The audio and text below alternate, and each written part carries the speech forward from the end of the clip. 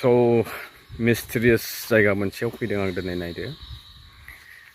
दसे उनाव नोंथांमोननो डिसक्लोज खालामगोन आं बहा दंफैयो दा बेखौ नायनो हायो आं बेखौहाय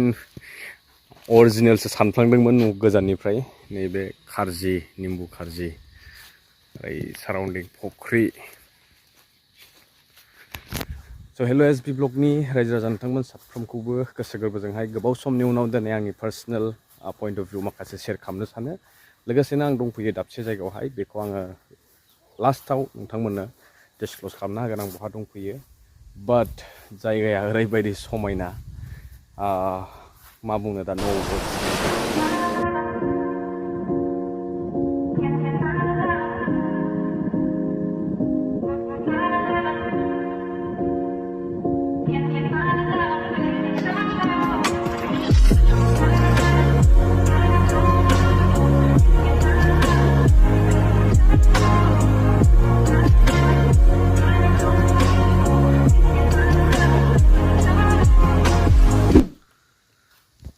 बे खुनु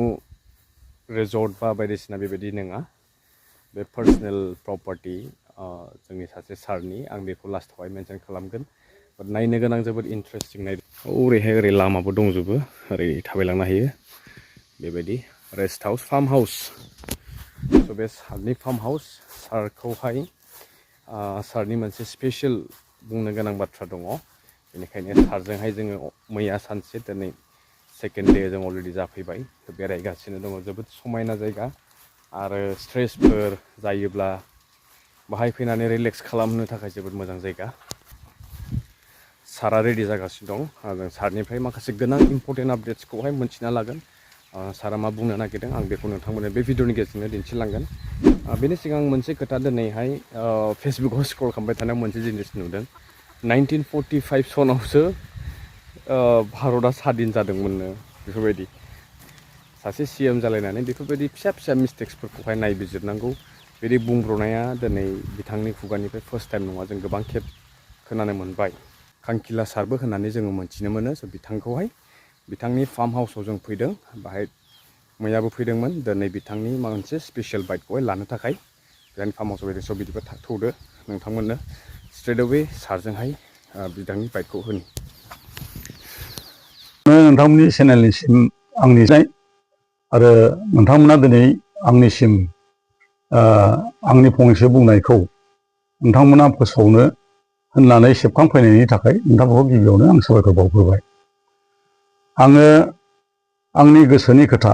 बेक्तिगत भाबै सासे BTCनि नागरिक हिसाबै आङो नोगोरारि जानानै बेखौनो बुंनो सानदों जे BTCआव थानाय साफ्रोमबो रायजो राजा आरो जोंनि गुबुन गुबुन रावारि धोरोमारि आरो गुबुन गुबुन भाषिक धर्मालम्बी मानसिफोरनिसिम आंनि बुंलायै मोनसे खावलायनाय जे आंनि गोसोनि खोथा बुंनायाव माबाफोर गोरोन्थि जायोब्ला नोंथांमोननिसिम आंनि निमाहा बिनाय थाबाय आं बेखौनो बुंनो सानदों जे थांनाय कयेकदिन सिगांनिफ्राय जे प्रेस मिडिया आरो खौरां बिलाइफ्राव बुंसोलायनाय नुदों जे दुलाराय बर' फरायसा आफादनि आफादगिरि दिपेन बर'आ दानि नैबे बोथोर आरो फैगौ बिसायख'थिनि सिगां सिगां बिथाङा बर'फोरनि आन्चलिक दल राजनितिक दल तथा UPPL BPF आरो गुबुन गुबुन राजखान्थि दलफोरखौ हान्जाखौ ज' जानो खावलायदों लोगोसे दंनायमानि गावजों गाव गावस्रा गावस्रि जानाय समाज बिथिंनि एबा नोगोरारिफोरनि गोसोआव गुलाय गुजाय साननायफोरखौ ज्राब दोननानै बिथाङा ज' जानो हांख्रायदों नाथाय बिसोरनि खोथाया आं बुंनो साननाया जे थांनाय 2020नि BTCनि बिसायख'थियाव जेब्ला बिसायख'थि जादोंमोन दानि UPPL जे सरखार सालायनाय प्रमद बर'नि सरखार सालायनायनि सिगांनि जि बिसायख'थिमोन बावहाय जों रायजो राजाया मिथिगौ जे UPPLआ 12 सा देरहादोंमोन आरो सुबुं हिसाबै 11 जायो बेनिफ्राय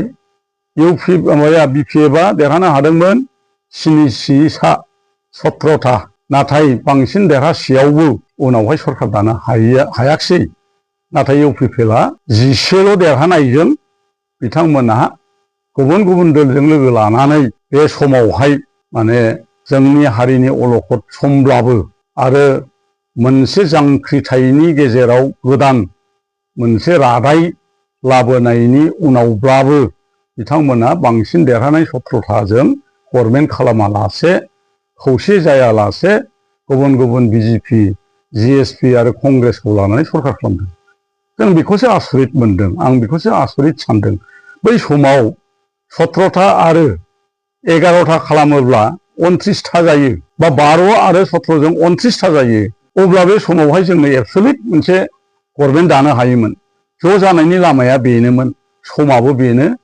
एखेबारे माने गोनांथारमोन। नाथाय बेखौ खालामालासे साराय बोसोर 5 बोसोर सरकार जोबनायनि उनावसो दा दुलाराय बर' फरायसा आफादनि आफादगिरि दिपेन बर'खौ ज' जानो खावलायनायखौ नुनो मोनो। ज' जानाय खावलायनाया गाज्रि नङा, आंबो बेक्तिगत भाबै मदद होगोन आरो हांख्रायो, एबा आंबो बेखौ गनायो। हारिया खौसे जानांगौ, जाथारनांगौ। नाथाय दानि ज' जानो खावलायनायखौ मोजाङै नोजोर होनानै नायोबा नुनो मोनो जे बेयो गोजाम रावसो। आरो फारसेथिङै बुंनो थांब्ला अखा हाखांनानै खफ्रि हमनायनि रावनि बादै थारैनो जेबो नङा नामा, आं बेखौ सानो। मानो होनब्ला जेब्ला समाव दुलाराय बर' फरायसा आफादनि आफादगिरि दिपेन बर' बिथाङानो अदालगुरि समस्तिनि जिहेतु बिजाथि बिजेपिनि दिलीप शइकियानो अदालगुरि समस्ति MP समस्तिनि रायजो राजाखौ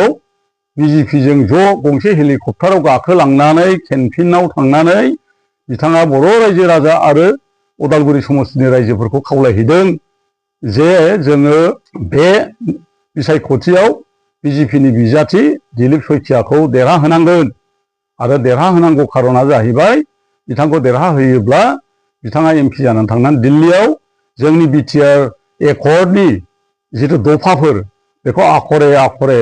मावफुंनायाव मदद मोनगोन। बेनिखायनो जों बयबो जोंनि अदालगुरि जिथु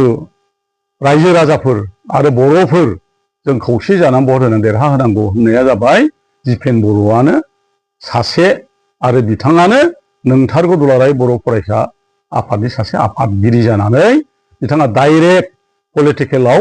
हाबनानै बिथाङा राजनितिकनि केम्पेइन खालामदों। नाथाय दिनै जों नुनो मोनबाय साननै सानथाम बे सप्तानि गेजेरावनो जाय बिथांनो बर' रायजो राजाया देरहानायनि भट होनानै बिथांखौ बोर सारस्रिदोंमोन, देरहाहोदोंमोन, बर'नि बिटिआरनि दफाफोरखौ मावफुंनो दैथायहरनाय जादों। नाथाय बिथाङा आसाम रायजो आसाम स्टेटनि बिजेपिनि आफादगिरि जानानै बिथाङा MP जानानै मा बुंखो, बयबो रायजो राजा नुदों दिलीप शइकियानि बिबुंथिखौ। मा होनबाय जे BTCआव बर'फ्रा मानि मोननै रक्षा कवच एबा रिजार्भेसन थानो मोनो। बेखौ जोङो बिजेपिया देरहायोब्ला जों बेखौ मोनसे नङा मोनसे सिफायनानै होनाय जागोन आरो सिफायनांगोन। हय बेलेन्स ब्लक थागोन, नङाबा 6 सिडुलआ थागोन, जायखिया मोननैनि बिथोराव मोनसे लाखिनाय जागोन। जों सरकाराव फैबा बे गिलु बालु राव बुंसेयाव जोंनि आइ आफा रायजो राजा अदालगुरिनि जोंनि गणतान्त्रिक सिटिजेननि जाम्बा जाम्बि भटार्सफोरनिफ्राय भट लानानै जोङो देरहाहोहरनाय जोंनि अदालगुरि समस्तिनि दिलीप शइकिया बिथाङा दिनै बर'फोरनि गिलु बालु मोनसे खहानि राव बुंबाय। नाथाय जों नुनो मोनाखै दासिमबो मानो भट होग्रा दुलाराय बर' फरायसा आफादनि आफादगिरि दिपेन बर'आ मानो दिलीप शइकिया बुंनायनि सायाव मानो बुंफिनाखै, बेखौ आंबो आसरित मोनदों। आरो जोंनि साननो गोरों बेक्तिफ्रा सोंसोलायदों, बुंसोलायदों मानो काउन्टार होदिया। नाथाय जोङो बिथांखौ दाबो काउन्टार होनाय नुवाखै। आरो इउपिपिएलनि दैदेनगिरिफ्रा रावबो बिनि सायाव फिन खेंफोरथि